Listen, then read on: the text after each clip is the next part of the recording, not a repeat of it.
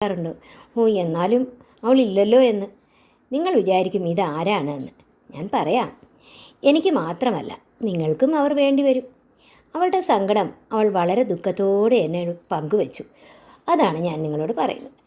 അവൾ പറഞ്ഞു, ഞങ്ങളുടെ കൂട്ടരെ എല്ലാവർക്കും വേണ്ടി വരും. എന്നിട്ടും ചിലരുടെ പരിഹാസത്തോടെയുള്ള സംസാരം കേൾക്കുമ്പോൾ വളരെ വിഷമം തോന്നാറുണ്ട്. എന്താണ് ഇത്ര വലിയ പ്രശ്നം എന്ന് ഞാൻ അവളോട് ചോദിച്ചു. പറയാം. അവൾ തുടർന്നു. പണ്ട് ആരോ പറഞ്ഞത് ശരിയാണോ തെറ്റാണോ എന്ന് ചിന്തിക്കാതെ പിന്നീടുള്ളവരും ഞങ്ങളെ മോശമായ രീതിയിൽ പറയുന്നു. നിങ്ങൾ എൻ്റെ കഥ കേൾക്കണം. എന്നിട്ട് നിങ്ങൾക്ക് തീരുമാനിക്കാം ഏതാണ് ശരിയെന്ന്.